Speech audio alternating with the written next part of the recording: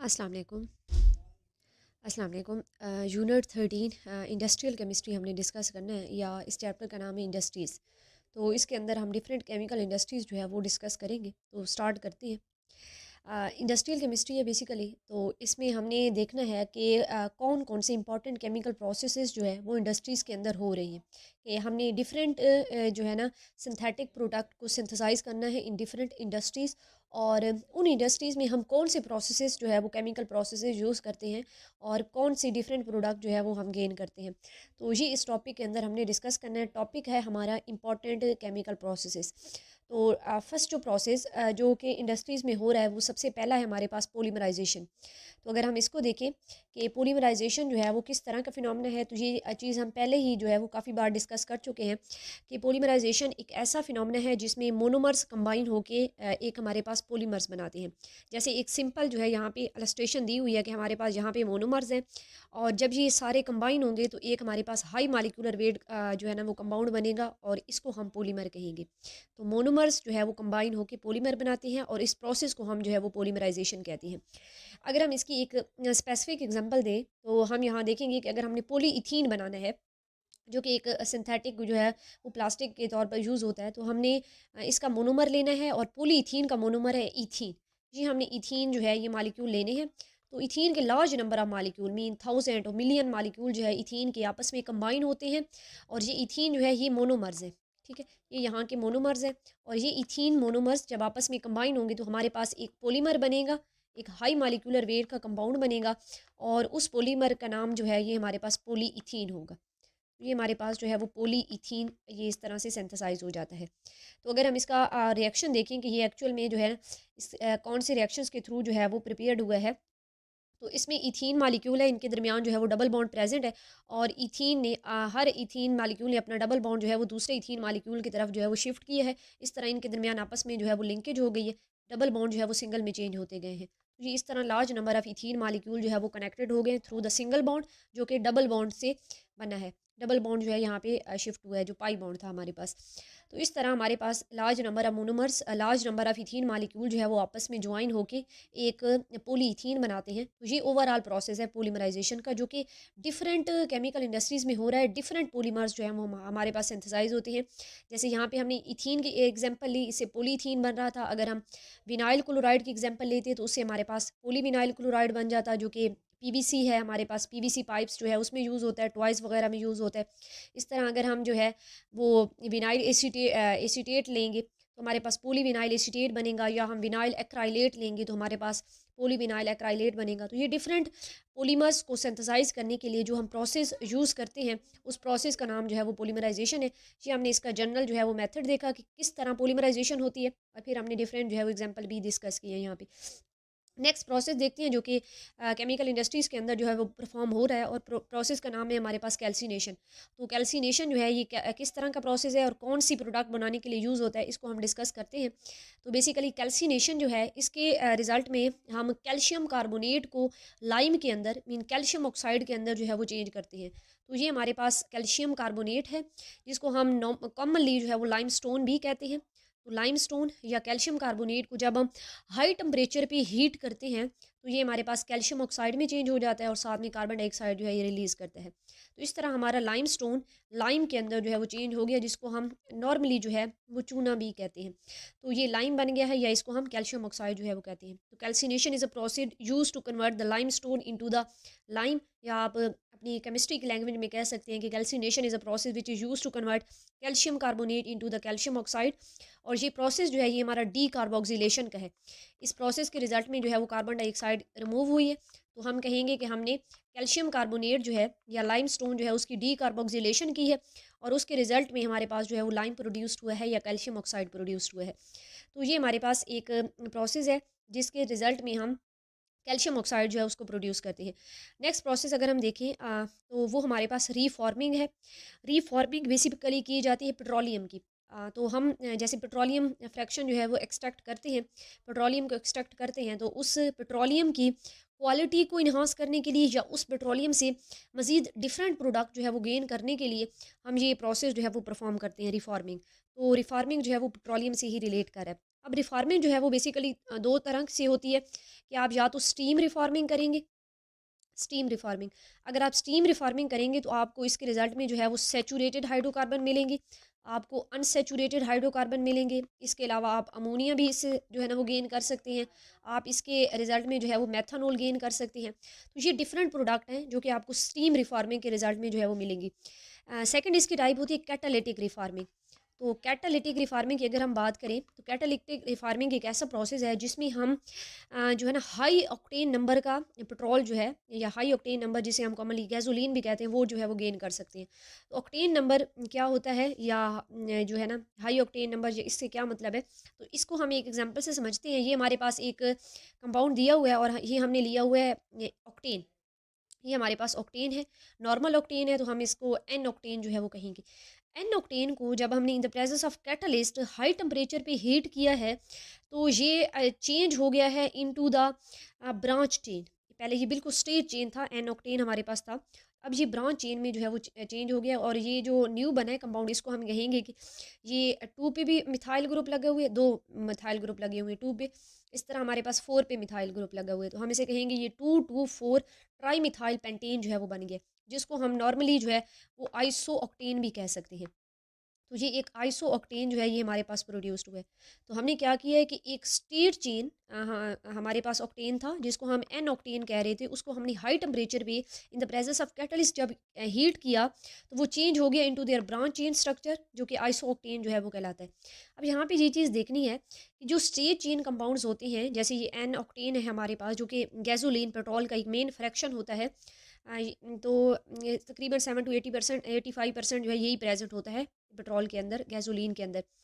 तो आपका अगर ऑक्टेन स्टेट चेन होगा, जैसे ये एन ऑक्टेन की फॉर्म में स्टेट चेन अगर ये होगा, तो वो ज़्यादा नॉकिंग प्रोड्यूस करेगा। नॉकिंग क्या होता है कि अगर आपका इंजन जो है वो स्पार्क प्लग देने से पहले ही जो है वो स्टार्ट हो जाए, तो हम उसे कहते हैं कि इंजन में एक स्पेसिफिक टाइप की वॉइस प्रोड्यूस्ड होती है जिसे हम जो है वो नॉकिंग कहेंगे। तो जो स्टेयर चेन होती हैं, जैसे ये एन ऑक्टेन है, तो ये जो है ना बहुत ज़्यादा नॉकिंग प्रोड्यूस करते हैं, जिसकी वजह से इंजन की एफिशिएंसी जो है वो डिक्रीज़ हो जाती है। तो इस चीज़ को अवॉइड करने के लिए हम रिफॉर्मिंग करते हैं। हम इन स्टेयर चेन हाइड्रोकार्बन को चेंज करते हैं into the branch chain hydrocarbon by using catalyst, by using heat. और ये जो ब्रांच चेन बना है जिसको हम आइसो ऑक्टेन कह रहे हैं, या 2,2,4 जो है ना ट्राई मिथाइल पेंटेन कह रहे हैं, ये जो आइसो ऑक्टेन होता है ये लेस नॉकिंग प्रोड्यूस करता है, इसकी एफिशिएंसी ज़्यादा होती है, इसका ऑक्टेन नंबर जो है वो ज़्यादा होता है। तो जितनी कम जो है ना वो नॉकिंग प्रोड्यूस करेगा, जितनी लेस नॉकिंग प्रोड्यूस करेगा, हम कहेंगे उसका ऑक्टेन नंबर उतना ही हाई है। तो ये जो ब्रांच चेन होते हैं इनका ऑक्टेन नंबर हाई होता है, तो इसलिए ये रिफार्मिंग का प्रोसेस जो है वो करवाया जाता है। तो ये इसकी पूरी जो है वो डिटेल है कि रिफार्मिंग जो है वो हमारे पास क्या होती है कि ये स्टीम भी हो सकती है और कैटालिटिक भी हो सकती है, पेट्रोलियम से ही रिलेट कर रही है। स्टीम में आप जो है वो डिफरेंट प्रोडक्ट गेन करते हैं, like saturated, unsaturated hydrocarbon, methanol and ammonia. और इसके अलावा कैटालिटिक रिफार्मिंग आप जब करवाते हैं तो आपके जो स्टेट चेन हाइड्रोकार्बन होते हैं वो चेंज हो जाते हैं into the branch chain hydrocarbon in the presence of catalyst and heat. और जो ब्रांच चेन में चेंज होते हैं, जो हमारे पास ब्रांच चेन हाइड्रोकार्बन बनते हैं, वो हाईली एफिशिएंट है, उनका ऑक्टेन नंबर हाई है और वो लेस नॉकिंग जो है वो प्रोड्यूस करते हैं। तो ये रिफार्मिंग जो है उसके प्रोसेस का ये एडवांटेज है। नेक्स्ट अगर हम प्रोसेस देखें तो वो हमारे पास स्मेल्टिंग है, ये केमिकल प्रोसेस है। तो स्मेल्टिंग हम जो है वो प्रीवियस चैप्टर के अंदर भी डिस्कस कर चुके हैं कि स्मेल्टिंग एक ऐसा प्रोसेस है जिसके रिजल्ट में हमारा जो मेटल ऑक्साइड है वो चेंज हो जाता है into the pure metal form. जैसे यहाँ पे हमने जिंक ऑक्साइड लिया हुआ है, तो ये चेंज हो गया इनटू द फ्री जिंक, ये अपनी मेटेलिक फॉर्म जिंक में जो है वो चेंज हो गया। और इस प्रोसेस को करवाने के लिए हम लोग कोई ना कोई रिड्यूसिंग एजेंट यूज़ करते हैं। नॉर्मली हम कोक यूज़ करते हैं, मीन कार्बन जो है वो यूज़ करते हैं, या इसके अलावा आप हाइड्रोजन भी यूज़ कर सकते हैं, या आप कार्बन मोनोऑक्साइड जो है ये भी यूज़ कर सकते हैं। तो ये रिड्यूसिंग एजेंट होते हैं, ये आपके मेटल के ऑक्साइड में से ऑक्सीजन को निकाल लेते हैं। ठीक है, तो ये अपना ऑक्सीजन लॉस कर रहा है, क्योंकि और लॉस ऑफ ये इसने अपना ऑक्सीजन जो है ये लॉस करना है, और लॉस ऑफ ऑक्सीजन को ही हम रिडक्शन कहेंगे। तो इसकी रिडक्शन होगी हमारे मेटल ऑक्साइड की, और जो रिडक्शन करवाएगा उसको हम रिड्यूसिंग एजेंट कहेंगे। तो ये रिड्यूसिंग एजेंट हो सकते हैं या कोक, या हाइड्रोजन, या हमारे पास कार्बन मोनोऑक्साइड।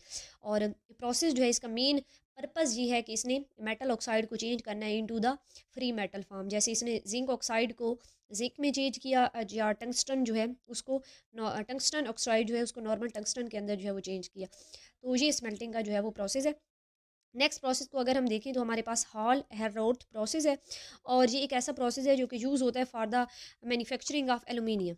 आप एलुमिनियम को इंडस्ट्री में प्रिपेयर करते हैं बाय यूजिंग दिस प्रोसेस, और इस प्रोसेस एक इलेक्ट्रोलिटिक प्रोसेस है। मतलब यहाँ पे हम इलेक्ट्रोलिटिक प्रोसेस है ये, हम यहाँ पे पूरा जो है वो सेल कंडक्ट जो है ना अपना सेटअप करेंगे। इलेक्ट्रोलिटिक सेल के अंदर ये पूरा प्रोसेस जो है वो परफॉर्म होगा। तो हम एक जो है इसको बैटरी के साथ कनेक्टेड करेंगे। हम इसका अगर थोड़ा सा कंस्ट्रक्शन और वर्किंग की बात करें तो ये पूरा इसका इलेक्ट्रोलिटिक सेल होता है हमारे पास। इसके अंदर जो है वो एनोड और कैथोड लगे होते हैं। एनोड भी कार्बन का है और जो कैथोड है वो भी हमारे पास जो है वो कार्बन का ही होता है। इसके अलावा जो इलेक्ट्रोलाइट का सोल्यूशन होता है उसमें हम एलुमिना लेते हैं Al2O3, और साथ में क्रियोलाइट लेते हैं। ठीक है, Na3AlO4, ये हमारे पास क्रियोलाइट होता है। ये भी एल्यूमिनियम का ही एक जो है वो मिनरल है। तो इनको मोल्टन फॉर्म में यहाँ पे लेते हैं। जब हम इस इलेक्ट्रोड को बैटरी के साथ कनेक्ट करते हैं, एनोड और कैथोड को, तो यहाँ पे पूरा इलेक्ट्रोलिटिक का प्रोसेस होता है, जिसके रिजल्ट में हमारा जो एल्यूमिनियम है ये कैथोड के ऊपर जो है वो डिपॉजिट होना स्टार्ट हो जाता है, और इसके रिजल्ट में हमें कैथोड के ऊपर एल्यूमिनियम जो है वो प्रोड्यूस्ड फॉर्म में जो है वो मिल जाता है। तो ये एल्यूमिनियम जो है उसको प्रिपेयर करवाने के लिए ये हमारा प्रोसेस है। और ये एक इलेक्ट्रोलिटिक प्रोसेस है जिसमें हमने एक सेल के अंदर एनोड और कैथोड को यूज़ करके इलेक्ट्रोलाइट जो है वो यूज़ किया है, एलुमिना और क्रियोलाइट, और उसकी ब्राइजेस में हमने ये जो है ना प्रोड्यूस करवाया है। तो नेक्स्ट प्रोसेस अगर हम देखें तो नेक्स्ट प्रोसेस हमारे पास बेजिमर प्रोसेस है, और बेजिमर प्रोसेस भी हम जो है वो प्रीवियस चैप्टर के अंदर देख चुके हैं कि ये एक ऐसा प्रोसेस है जो कि हमारे पास स्टील जो है उसको प्रोड्यूस करवाने के लिए यूज़ होता है। तो हम इसके रिज़ल्ट में जो है वो स्टील को प्रोड्यूस करवाते हैं। स्टील की अगर हम बात करें कि स्टील हमारे पास क्या चीज़ है, तो स्टील बेसिकली कॉपर का जो है वो अलॉय है, कि आप जो है वो कॉपर को कार्बन के साथ जो है वो एलॉय बनाएं, या इसमें कोई जो है ना मैगनीज डाल दें, आप इसमें आयरन डाल दें, आप इसमें निकल डाल दें, तो ये जो एलॉय बनेगा इसको जो है ना हम स्टील का नाम देंगे। तो ये पूरा जो है ना स्टील की मैन्युफैक्चरिंग के लिए जो प्रोसेस यूज़ होता है उसको बेजिमर प्रोसेस कहते हैं। इसमें हम ये एक बेजिमर कन्वर्टर जो है वो यूज़ करते हैं, जो कि कुछ एक्सटर्नल व्यू से इस तरह का होता है, और ये इसका जो है ना हमारे पास पूरी इंटरनल जो है वो स्केच फॉर्म में डायग्राम है। तो ये बेजिमर है, इसमें हम जो है वो रिएक्टेंट यूज़ करेंगे, और यहाँ पे हमारे पास जो है वो स्टील जो है वो प्रिपेयर्ड होके आ जाएगी। तो ये एक स्टील मैन्युफैक्चरिंग जो है उसका प्रोसेस है। नेक्स्ट प्रोसेस अगर हम देखें तो हमारे पास हैबर प्रोसेस है, और हैबर प्रोसेस जो है ये यूज़ होता है for the manufacturing of ammonia on industrial scales. तो इंडस्ट्रियल स्केल पे अगर आपने अमोनिया को प्रिपेयर करना है तो आप हाइबर प्रोसेस जो है वो यूज़ करेंगे। अमोनिया किस तरह से प्रिपेयर्ड होगा कि हमने नाइट्रोजन जो है वो लेनी है, जैसे यहाँ पे ये नाइट्रोजन लिया हुआ है N2, ठीक है, और इसको रिएक्ट करवाना है हाइड्रोजन के साथ, H2 के साथ। हम 1 मोल नाइट्रोजन का और 3 मोल जो है ये हाइड्रोजन के यूज़ करेंगे in the presence of 1:3 ratio में है। मतलब नाइट्रोजन जो है वो 1 रेशो में है हमारे पास, और हाइड्रोजन जो है ये 3 रेशो में है। और इसको हम रिएक्ट करवाएंगे in the presence of high temperature, 400 500 का टेम्परेचर रखेंगे, प्रेशर होगा 200 ATM का, और हम कैटलिस्ट यूज़ करेंगे आयरन। इस कैटलिस्ट की ब्राइजेस में नाइट्रोजन और हाइड्रोजन जो है ये आपस में रिएक्ट करके अमोनिया जो है ये सिंथेसाइज करते हैं। तो अमोनिया हमारे पास जो है वो सिंथेसाइज हो जाता है। अगर अभी भी आपके पास कोई अनरिएक्टेड हाइड्रोजन और नाइट्रोजन प्रेजेंट है तो वो दोबारा से जो है वो रिएक्शन चैम्बर में आती हैं, दोबारा से कैटलिस्ट की प्रेजेस में और इन कंडीशन की प्रेजेस में रिएक्ट करके अमोनिया जो है वो सिंथेसाइज कर देती है। तो Haber process use for the synthesis of ammonia on industrial scale. और ये इस प्रोसेस के अंदर हम 1 मोल ऑफ नाइट्रोजन को रिएक्ट करवाते हैं with 3 mole of hydrogen in the presence of iron catalyst at high temperature 400 to 450 Celsius and 200 ATM का प्रेशर रखते हैं, और उसके रिजल्ट में हमारे पास जो है वो अमोनिया सिंथेसाइज हो जाता है। ये हमारा हाइबर प्रोसेस है। नेक्स्ट प्रोसेस जो है उसको अगर हम डिस्कस करें तो नेक्स्ट प्रोसेस हमारा जो है वो बॉस्ट प्रोसेस है। तो ये प्रोसेस यूज़ होता है for the manufacturing of hydrogen gas. अगर आपने हाइड्रोजन गैस जो है उसको प्रिपेयर करना है तो आप इस प्रोसेस को जो है वो यूज़ करेंगे। तो हाइड्रोजन गैस जो है उसको प्रिपेयर करवाने के लिए हम बॉस्ट प्रोसेस जो है वो यूज़ करते हैं। इस प्रोसेस में हम कोक को रिएक्ट करवाते हैं, मीन कोक या जिसको हम कार्बन भी कहेंगे, इसको आप स्टीम के साथ जो है वो रिएक्ट करवाएंगे। वाटर को आप जो है वो स्टीम फॉर्म में लेंगे, गैशियस फॉर्म में लेंगे। तो कार्बन जब स्टीम के साथ जो है वो रिएक्ट करेगा तो हमारे पास कार्बन मोनोक्साइड गैस प्रोड्यूस्ड होगी, और साथ में जो है वो हाइड्रोजन गैस प्रोड्यूस्ड होगी। तो ये लार्ज स्केल पे आपने अगर हाइड्रोजन गैस को प्रोड्यूस करवाना है तो उसके लिए आप ये प्रोसेस जो है वो यूज़ करते हैं। नेक्स्ट प्रोसेस जो है वो हमारे पास फेरेस्ट प्रोसेस है, और ये एक ऐसा प्रोसेस है जिसके अंदर हम सल्फ़र जो है उसको एक्सट्रैक्ट करते हैं। सल्फ़र जो है वो वेल्स के अंदर नीचे हमारे पास जो है वो अंडरग्राउंड प्रेज़ेंट होती है। हम यहाँ पे जो है वो लगाते हैं, अपना सिस्टम यहाँ पे जो है वो इंसर्ट करते हैं और उसके अंदर हम जो है वो ओवर हीटेड वाटर इंटर करते हैं और उसके साथ-साथ जो है हम एयर जो है कंप्रेस्ड एयर भी इसके अंदर जो है वो इंटर करेंगे। तो ये वाटर और एयर अपने प्रेशर के साथ इस सल्फ़र को जो है वो ऊपर एक्सट्रैक्ट करके लेके आएँगे। तो ये प्रोसेस जो है वो यूज़ होता है for the extraction of sulphur from the well. तो ये हमारा जो है ना एक प्रोसेस था। अगर हम नेक्स्ट प्रोसेस जो है उसको देखें, तो नेक्स्ट हमारा प्रोसेस है डाउन प्रोसेस और डाउन सेल जो है इसे हम कह सकते हैं। डाउन सेल एक ऐसा प्रोसेस है जिसके ज़रिए हम जो है वो सिंथेसाइज़ करते हैं सोडियम को। तो ये हमारे पास जो है वो सोडियम की सिंथेसिस के लिए यूज़ होता है। डाउन प्रोसेस भी हॉल हेरोलोथ प्रोसेस की तरह ही इलेक्ट्रोलिटिक मेथड है। इसके इसमें भी हमने जो है ना वो पूरा इलेक्ट्रोलिटिक सेल डेवलप करना है, एनोड और कैथोड यूज़ करने हैं और कोई ना कोई इलेक्ट्रोलाइट जो है वो यूज़ करना है। तो ये एक इलेक्ट्रोलिटिक प्रोसेस है। तो इसको अगर हम देखें तो यहाँ पे हमने ग्रेफाइट लगाया होता है, ये हमारे पास ग्रेफाइट का एनोड होता है। इस तरह हमारे पास जो है वो आयरन के कैथोड होते हैं, ये आयरन का हमने कैथोड लगाया हुआ है और एनोड और कैथोड को सेपरेट करने के लिए हमने यहाँ पे जो है वो एक स्क्रीन सी लगाई हुई है, ये भी हमारे पास आयरन की है। यहाँ पे ऊपर जो है ये हमने एक डोम जो है ये फिट किया हुआ है और जब हम यहाँ पे जो इलेक्ट्रोलाइट लेंगे वो मोल्टन जो है ना NaCl होगा हमारे पास, सोडियम क्लोराइड मोल्टन फॉर्म में लेंगे तो 2 आयन होंगे, एक सोडियम का और एक नेगेटिव क्लोराइड का होगा। क्योंकि मोल्टन फॉर्म में ले रहे हैं तो सिर्फ ये 2 आयन जो है वो प्रेज़ेंट होंगे। तो एनोड हमारा पॉजिटिव इलेक्ट्रोड है और ये जो क्लोरीन है ये हमारे पास नेगेटिवली चार्ज ये इसके ऊपर आएगी और जहाँ पे ऑक्सीडेशन होगी अपने इलेक्ट्रॉन लूज़ करेगी और जिसके रिज़ल्ट में क्लोरीन गैस बनेगी जो कि यहाँ से जो है वो एस्केप आउट कर जाएगी।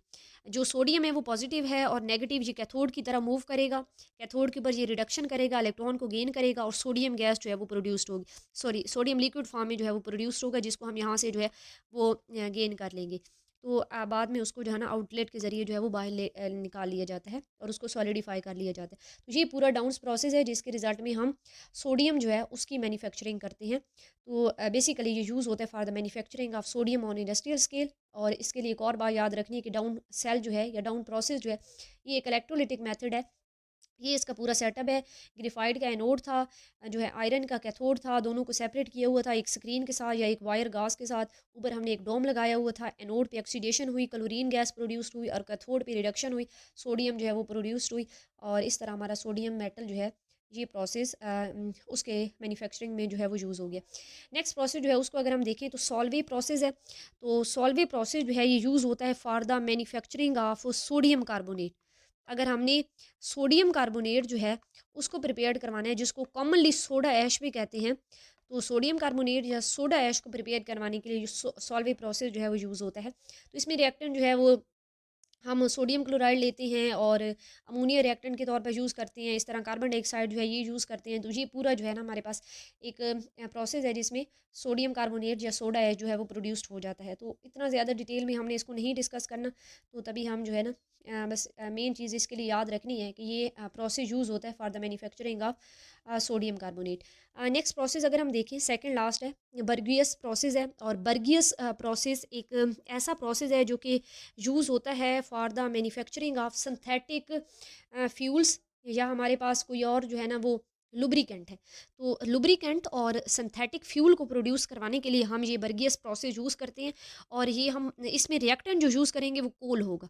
तो आप कोल यूज़ करेंगे, कोल को आप पाउडर फॉर्म में यूज़ करेंगे। हम कोल को जब पाउडर फॉर्म में यूज़ करते हैं, यहाँ पे इसको इंटर करवाते हैं, ये पूरा इसमें प्रोसेस होता है और हमारे पास ये जो हमारी प्रोडक्ट है जो कि लुब्रिकेंट है, जैसे ये मिडल ऑयल भी एक लुब्रिकेंट के तौर पर यूज़ होता है या हमारे पास जो है वो डिफरेंट और जो इसकी फ्रैक्शंस होंगी जो कि लुब्रिकेंट के तौर पर यूज़ होंगी या सिंथेटिक फ्यूल के तौर पर, जैसे ये गैसोलीन है। तो गैसोलीन नेचुरली भी प्रेजेंट होता है, ये पेट्रोलियम की फ्रैक्शन है ये कि पेट्रोलियम जब हम एक्सट्रैक्ट करते हैं तो उसमें नेचुरली गैसोलीन प्रेजेंट होता है, लेकिन अगर आपने उसको आर्टिफिशियली सिंथेसाइज करवाना है सिंथेटिक वे में, फिर आप ये बर्गियस प्रोसेस यूज़ करेंगे जिसमें आप कोल को यूज़ करके गैसोलीन जो है वो सिंथेसाइज करवाएंगे। तो ये इसका पूरा जो है वो प्रोसेस है। ये इसका इंडस्ट्रियल प्रोसेस है। लास्ट प्रोसेस अगर हम देखें तो ये हमारे पास कॉन्टैक्ट प्रोसेस है, और कॉन्टैक्ट प्रोसेस यूज़ होता है for the manufacturing of sulphuric acid. कि सल्फ्यूरिक एसिड जो है उसकी अगर हमने प्रिपरेशन करवानी है तो इंडस्ट्रियल स्केल पे उसको हम प्रिपेयर करवाएंगे थ्रू द कॉन्टैक्ट प्रोसेस। अगर हम इसके मेन रिएक्शंस की बात करें तो सबसे पहले सल्फ़र हमारे पास रिएक्ट करेगा ऑक्सीजन के साथ, और ये सल्फ़र डाइऑक्साइड बनाएगा। फर्नेस के अंदर ये हमारे पास रिएक्शन होगा। नेक्स्ट हम सल्फ़र डाइऑक्साइड को कन्वर्टर में लेकर जाएंगे, और ये मज़ीद ऑक्सीजन के साथ रिएक्ट करके सल्फ़र ट्राईऑक्साइड जो है वो प्रोड्यूस करेगा। फिर हम इसको ऑब्जर्वर में लेके जाएंगे। सल्फर ट्राईऑक्साइड को small amount of sulphuric acid के साथ रिएक्ट किया जाता है, ये ओलियम प्रोड्यूस्ड होता है, इसको कहते हैं ओलियम। ठीक है, H2S2O7। तो ओलियम को जब आप वाटर में डाइल्यूट करते हैं, मतलब वाटर के साथ इसको थोड़ा सा डाइल्यूट करते हैं, तो इस तरह हमारे पास सल्फ्यूरिक एसिड जो है वो प्रिपेयर्ड हो जाता है। तो ये एक मेथड है for the manufacturing of sulphuric acid on the industrial scale. और ये आज का हमारा जो है वो लेक्चर था। अल्लाह हाफिज़।